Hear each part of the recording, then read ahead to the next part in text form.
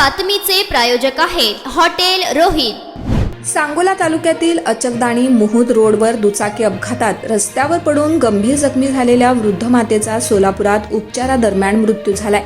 या प्रकरणी पित्यानं फिर्याद दिली असून मुलाविरुद्ध पोलिसांनी गुन्हा दाखल केलाय।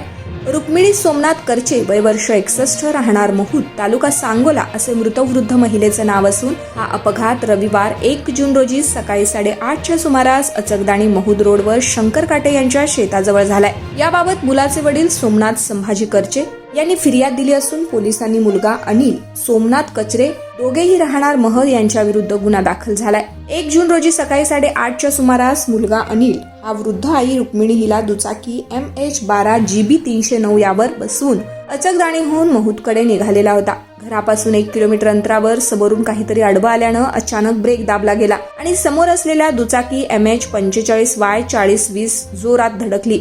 या अपघातात रुक्मिणी रस्त्यावरती पडल्या आणि डोक्याला मार लागला। या बेशुद्ध अवस्थेत त्या पडल्या असताना फिर्यादी पती सोमनाथ कचरे यांनी पत्नी रुक्मिणी हिला उपचारासाठी खासगी वाहनानं पंढरपूर येथील खासगी रुग्णालयात दाखल केले असता पुढील उपचारासाठी सोलापूर येथील शासकीय रुग्णालयात दाखल केले।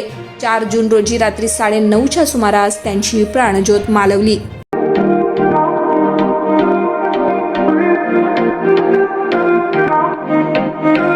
सोलापुरात व्हेज नॉन व्हेज जेवण मिळण्याचं एकमेव ठिकाण हॉटेल रोहित।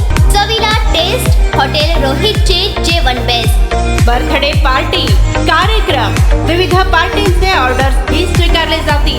ग्राहकांसाठी खास पार्सलची सोय। आमचा पत्ता हॉटेल रोहित, 7 रस्ता अपोजिट कारीगर पेट्रोल पंप, सोलापूर।